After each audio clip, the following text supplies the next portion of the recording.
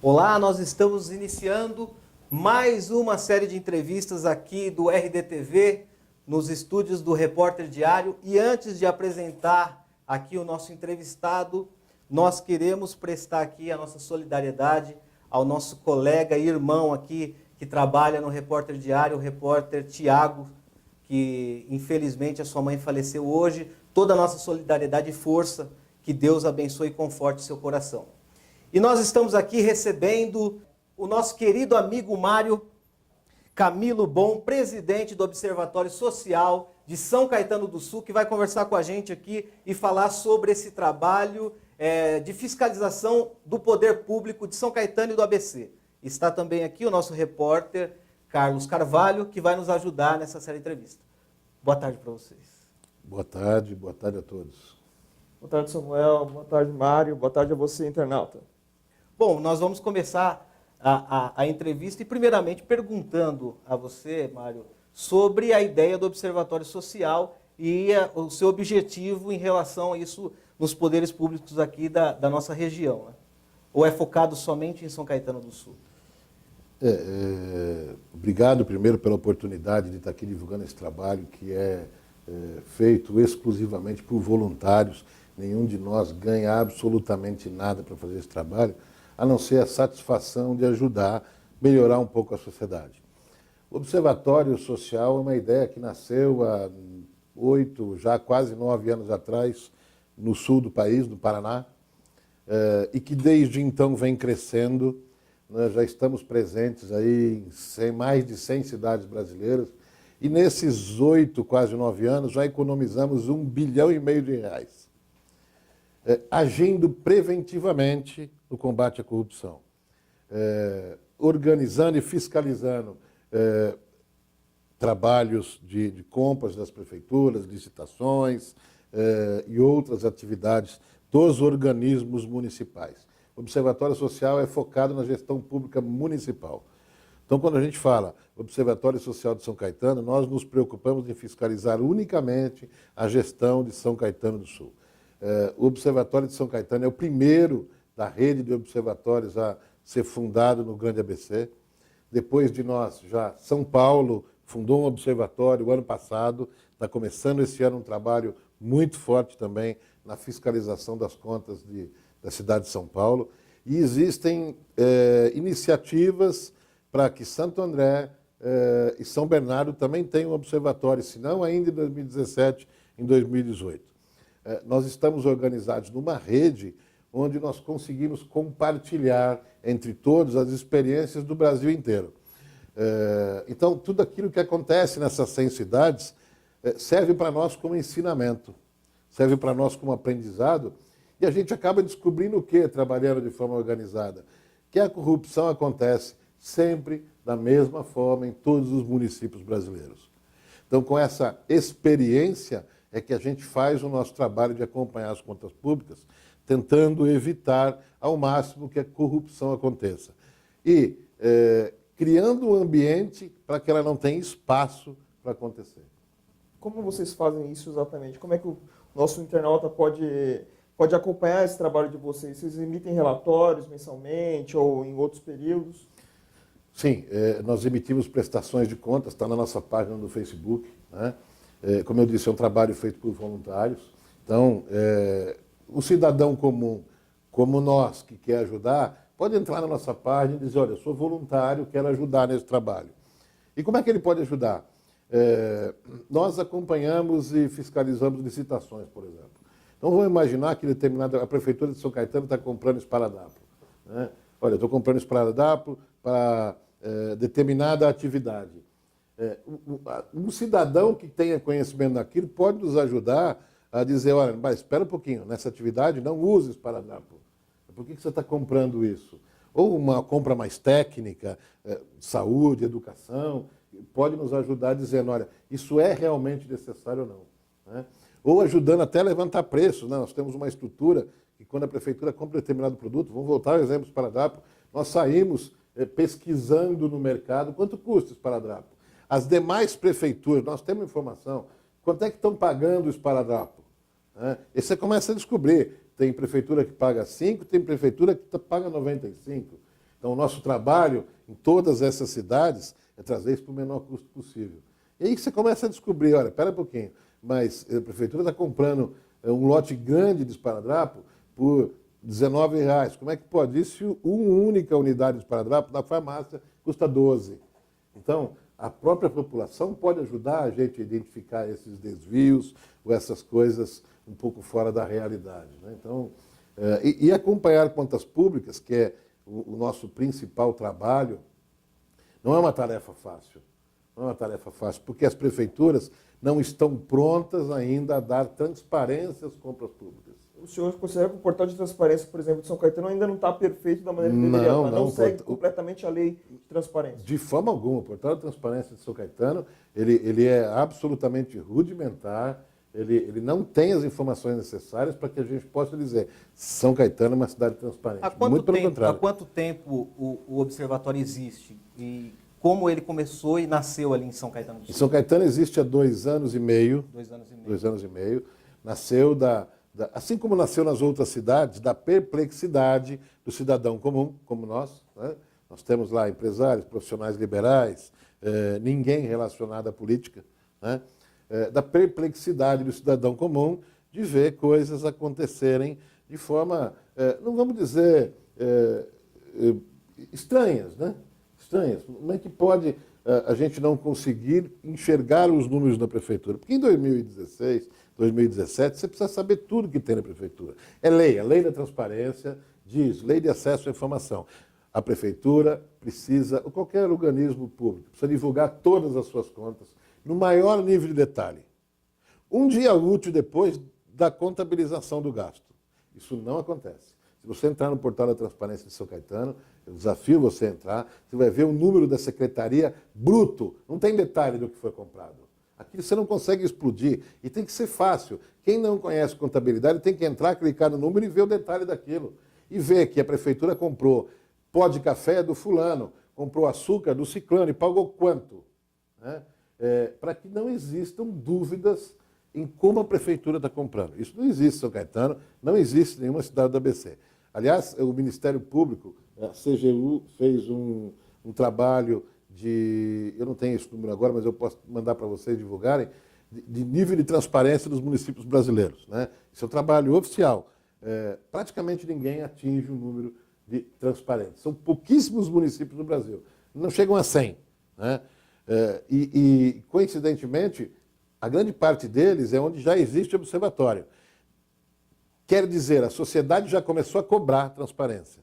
Isso provoca uma mudança, sem Mário, dúvida. a gente viu essa semana algo em São Caetano que tem a ver com a questão da transparência, né?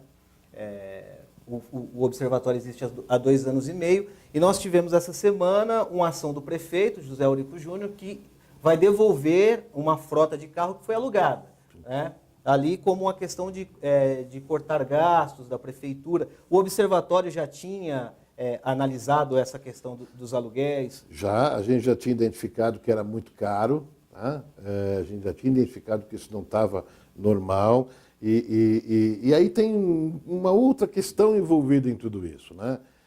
Nós não julgamos, por exemplo, olha, não é trabalho do observatório julgar. A prefeitura precisa alugar 20 carros. Sim. Não, a prefeitura não precisa alugar 20 carros. Não, isso é uma decisão do prefeito, seja ele quem for, na gestão da cidade. O que acontece é que se a prefeitura alugou 20 carros, nós vamos ajudar a acompanhar. O preço é bom, não é bom. A gente já tinha alertado e oficiado a prefeitura que esse contrato não estava adequado com valores de mercado. Porque o trabalho do observatório não é de denuncismo, né? Então, o que acontece? A gente identifica uma irregularidade, nós vamos oficiar o prefeito. Prefeito, isso não está bom. Se o prefeito não responde, nós oficiamos a Câmara. Câmara, no seu papel de fiscalização, já oficiamos o prefeito que isso não está bom. Se a Câmara não fizer nada, aí sim a gente vai para o Ministério Público. O que a gente vê em São Caetano, assim como na grande maioria das cidades brasileiras, é que, de fato, a Câmara Municipal, não vamos nos enganar, não fiscaliza o poder público municipal. Isso é média no Brasil, não fiscaliza. Quer dizer, há arranjos políticos e o jogo é jogado, mas não há o trabalho de fiscalização. Nas cidades onde isso acontece, o que você tem é uma tendência enorme a ter uma gestão mais transparente, mas de fato não fiscaliza. Em São Caetano, por exemplo, o histórico de fiscalização nos últimos 16 anos é muito ruim, o histórico de transparência, idem. Então a gente já tinha oficiado que esses valores não estavam bons, né? Mas a gente não sai divulgando, nós não saímos condenando, botar na imprensa, olha, isso aqui está errado. Não, nós pedimos esclarecimentos que não vieram. Né? E você, desse... Tem alguma pergunta? Não, Carlos? pô. Eu ia perguntar, você falou que notifica a prefeitura, o prefeito, depois a Câmara e, consequentemente, não tendo uma resposta, o Ministério Público. Sem dúvida. Já teve alguma ação do Observatório no Ministério Público? Já nós temos algumas questões protocoladas, uma questão da divulgação de salários, né? Inclusive de terceirizados, são a Caixa Preta, em São Caetano isso, quanto à questão de compra de remédios, que é a Fundação Santo André, que aquilo é muito pouco transparente. E agora vamos protocolar no Ministério Público o compromisso do prefeito eleito, nos próximos dias, de implementar os pontos da Carta de Transparência, que uma proposta nossa no ano passado. Porque o que acontece? Só para deixar isso muito claro, quando o observatório começa, ele começa a gerar resultados em média em 3 anos. Tá? É o tempo de você se situar, entender como é que a prefeitura funciona. Isso é meio histórico, né? Nós já temos 2 anos e meio, estamos nessa curva de começar a gerar resultados de forma muito forte. Por quê? Porque a gente entendeu a dinâmica de como as coisas acontecem. Fruto disso, no ano passado nós identificamos, a prefeitura é pouco transparente e fiscalizar compras em São Caetano do Sul é enxugar gelo. Porque toda a estrutura está voltada para não ter transparência. Eu não estou dizendo que é para ter corrupção, para não ter transparência. Então nós propusemos na Carta da Transparência, que é resultado da experiência do Observatório no Brasil inteiro, 9 medidas que vão transformar a realidade de São Caetano do Sul, ser implementadas. E vão facilitar o trabalho de qualquer entidade que queira fazer controle social e acompanhar contas públicas. Não só o nosso, qualquer uma. Todos os candidatos a prefeito assinaram.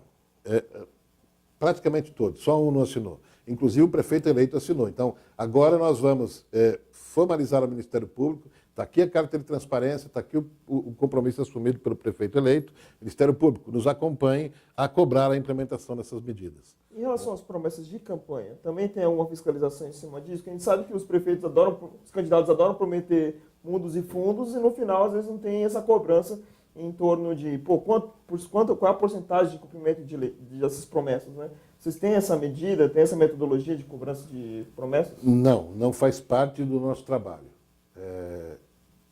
Se o prefeito vai investir mais em educação, mais em saúde, mais em segurança, se ele vai reformar isso, aquilo, asfaltar uma rua ou não é escopo do nosso trabalho. O escopo do nosso trabalho fez asfalto, pagou um preço justo, construiu uma escola, pagou um preço justo, esse contrato foi lícito, foi limpo, foi transparente, as empresas necessárias foram consultadas. Esse é o escopo do nosso trabalho. Nós não entramos no mérito de, olha, o que o prefeito deve fazer para que a cidade seja bem administrada. Não dá, é muita coisa e a gente se foca muito na prevenção da corrupção e no bom uso do dinheiro público, através da transparência. E aí a sociedade tem organismos que julgam aí, olha, cada um faz a sua parte. Eu acho que o prefeito tem que investir em educação, em saúde, a sociedade acaba julgando isso através do voto. A nossa preocupação é que o dinheiro seja bem gasto. Se vai comprar X ou Y, que compre bem.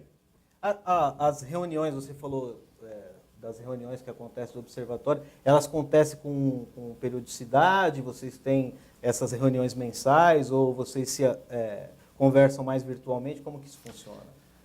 Depende da situação, né? A gente tem reunião de diretoria, reunião de conselho, reuniões abertas à população.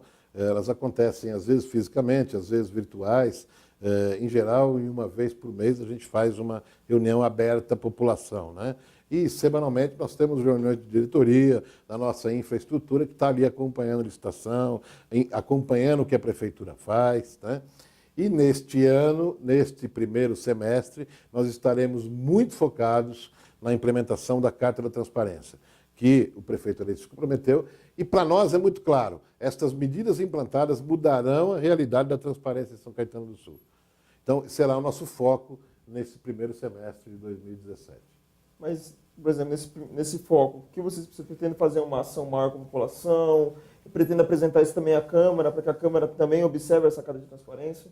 Primeiro, nós já oficiamos o prefeito na semana passada, solicitando uma entrevista para que ele nos apresente o cronograma da implementação das medidas que ele se comprometeu a fazer durante a eleição. Estamos aguardando a resposta e vamos cobrar. Dia 7 de fevereiro, nós vamos apresentar à Câmara de São Caetano do Sul um requerimento ao presidente da Câmara, porque a Carta da Transparência já foi entregue a todos os vereadores agora nesse mês de janeiro.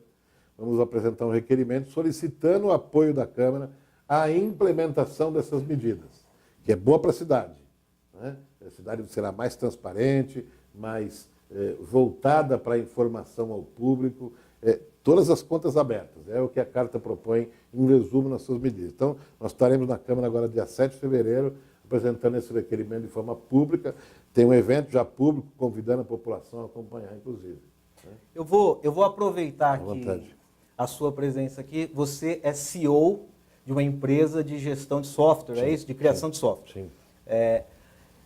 Já que você, desculpa o trocadilho, é bom nisso, nós queremos falar um pouco sobre a questão de informatização no poder público, né, que é a sua área e que a gente ouviu muito nas promessas de campanha dos prefeitos em São Paulo, o Dória, a gente ouviu muito aqui no ABC da informatização, principalmente na rede de saúde, da questão de ter o quadro clínico do paciente. Eu queria saber a possibilidade disso, daquilo que você viu como proposta, se é possível e se tem como fazer isso de forma barata e eficiente nos poderes públicos.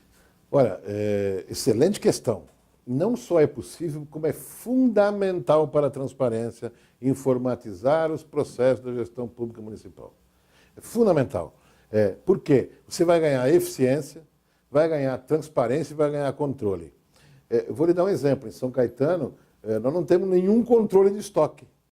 Absolutamente nenhum controle de estoque. Então, quando a prefeitura compra o remédio e distribui, como é que você, gestor, prefeito, nem o prefeito consegue garantir que o que ele comprou chegou? Mas não tinha um sistema que chamava, acho que é Sincar, que não, tem a ver com... Isso não tem auditoria, isso não é uma ferramenta fechada, né? Existe um cartão, mas é um trabalho incipiente. Uma das propostas da Carta, inclusive, é que a prefeitura informatize tudo na gestão de estoque.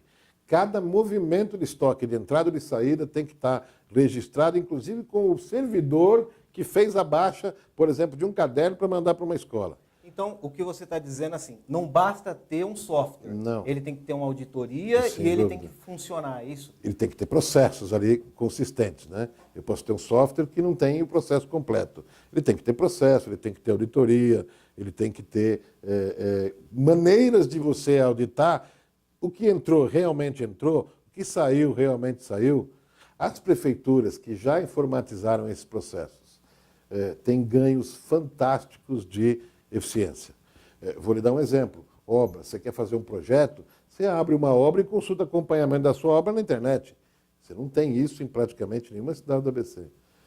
Ou você quer ver, a prefeitura comprou remédio para distribuir para fulano, para Beltrano, comprou cesta básica. Eu, como munícipe, tenho o direito de saber quem é que recebeu cesta básica. Foi o Joaquim, foi o Pedro, foi o Antônio. Se eu quiser ir lá ver, Joaquim, você recebeu cesta básica? Recebi cesta básica. Então, ok, ele tem direito, ele precisa, não tem nada contra isso. Mas como é que você vai auditar se a prefeitura realmente distribuiu 10 mil cestas básicas? Você não tem nenhum controle lá dentro disso. Elas chegaram quando foram compradas? Né? Porque um dos grandes problemas da corrupção é eu compro 1000 itens de um determinado produto, só chega 800. Como é que você descobre se aquilo não tem um controle? Se não tem um funcionário? Eu, funcionário, servidor público municipal, é responsável civil e criminalmente, está na legislação, quando ele diz, chegaram os 1000 produtos que a prefeitura comprou. Então precisa ter lá o nome, quem é que autorizou ou homologou essa entrada, quem conferiu e colocou. Chegaram os 1000 produtos. Você não tem isso na maioria das prefeituras. Então, de fato, um software bem feito, informatização bem feita na gestão pública municipal, modifica o cenário completamente. E diante da sua, antes de eu passar para o Carlos, diante da sua experiência no mundo privado, que é onde você atua, a sua empresa atua há mais de 30 anos, é isso? Sem dúvida. Um processo desse de informatização, no caso, a gente põe aí como exemplo a saúde, que é onde a gente tem um gargalo maior, da compra de remédio, dos Gastos insumos. maiores, isso. qual é a porcentagem que uma prefeitura ela pode ter numa questão de diminuição, ou seja, que ela pode deixar de não gastar, né? Mas que ela pode escorrer pelo ralo ali, o que ela pode deixar de... Para te responder a pergunta com exatidão, nós precisamos saber quanto é que escorre pelo ralo, que é o que a gente não sabe hoje. A gente imagina que seja muito. Com o que você tem mas as prefeituras, onde o observatório começou a atuar, onde os processos foram enxutos e a maioria informatizados, a despesa cai 30% a 35%. Em média, cai de 30% a 35%. Um terço do orçamento é falta de eficiência da prefeitura ou corrupção, sem dúvida nenhuma. Isso é inquestionável. A gente sente pelas prefeituras onde esse trabalho já evoluiu. E as transformações que a cidade começa a viver são inacreditáveis. Inacreditáveis. Quer dizer, onde não tinha dinheiro aparece, onde não tinha progresso aparece. E tem uma outra coisa, quando a cidade começa a dar sinais que é transparente, o investimento volta. O investimento volta.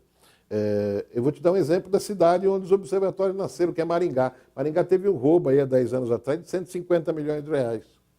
O prefeito foi preso, o sucessor foi preso e a cidade virou uma bagunça. As empresas foram embora. A cidade se reestruturou, hoje é uma ilha de transparência e os investimentos estão voltando. E não acredite em mim, isso é matéria da revista Exame. Os investimentos voltam. O investidor não gosta de cenários políticos controversos ou pouco transparentes. Então, não é só o ganho no processo, você tem o ganho no desenvolvimento também. E não tem jeito, isso é um estudo da ONU. A corrupção só cai quando a população acompanha de perto, que é um trabalho que a gente faz, mas não precisa ser só a gente. O mercado está aberto, o mundo está aberto para a população se organizar em entidades e fazer controle social. E segundo a ONU, em nível mundial, é isso que faz a corrupção cair. Não é a boa vontade do gestor. Carlos, só para fechar aqui a nossa entrevista, existe algum plano futuro desse observatório também ser regional? A gente sabe que aqui nós temos algumas entidades regionais como o consórcio que recebem repasse das prefeituras, ou seja, mexe com o dinheiro que vem da população para tentar obras em nível regional, obras em conjunto entre as cidades. Existe esse plano de criar um observatório regional também? Existe um estudo da rede de observatórios do Brasil de criar polos estaduais. Isso não existe ainda. Existem muitos observatórios em São Paulo, em outros estados. Em São Paulo nós temos acho que 16. São Paulo, São Caetano, São José dos Campos, eu não me lembro de cabeça, acho que são 16 no estado. Criar estruturas estaduais para dar suporte aos observatórios municipais. E também começar um trabalho como esse do governo estadual, né? Que é algo que a gente não olha hoje porque não dá. Nossa ação é local com pensamento global. Então, há um estudo, sim, os observatórios são 150, e para vocês terem uma ideia, existem 500 cidades no Brasil querendo abrir um observatório. Por que isso não acontece numa velocidade maior? Porque há uma preocupação dos observatórios de não abrir muito rápido para você não cair em arapucas, né? Porque, de repente, tem cidades que o candidato a prefeito derrotado quer abrir um observatório. Não, nós somos apartidários. Nós não somos apolíticos porque política está no ser humano. Nós não temos política partidária. Então, ninguém envolvido na política faz parte de um observatório. Então, é uma seleção que demora um grande tempo. Mesmo nós fomos analisados, aí que a estrutura de pessoas que fundou o observatório, que são 20 ou 25 pessoas que começaram esse trabalho aqui, foi analisada durante 8 meses pelo Observatório do Brasil. Então, mas existem 500 cidades querendo abrir. E a partir disso vão surgir polos regionais, sem dúvida. E eu acredito que ainda esse ano, se não o ano que vem, São Bernardo e Santo André também terão um observatório. E, sem dúvida, nós vamos atuar em conjunto, como atuamos em conjunto com o Observatório de São Paulo também, está fazendo um trabalho extraordinário na abertura das contas da cidade de São Paulo. Eu agradeço a sua participação aqui. Eu queria que você deixasse os canais de contato do Observatório para quem quiser participar lá em São Caetano. Ok. Eu é que agradeço a oportunidade de estar divulgando esse trabalho, que é da sociedade, não é do grupo do Observatório, né? E quem tiver interesse pode entrar na nossa página no Facebook, www.facebook.com/Observa São Caetano. Lá tem mais informações, tem material, tem contato, tem tudo mais. facebook.com/Observa São Caetano. Obrigado, Mário. Obrigado, Carlos. Obrigado. Eu agradeço você que esteve conectado conosco aí. Entre no nosso portal, reporterdiario.com.br, acompanhe as nossas notícias, acompanhe também os nossos vídeos, todos os dias nós estaremos aqui. Você pode mandar sugestão de pauta. E mais uma vez nós queremos aqui, em nome do jornal Repórter Diário, mandar força para o Tiago e que Deus possa consolar e confortar o seu coração. Até mais, fiquem com Deus.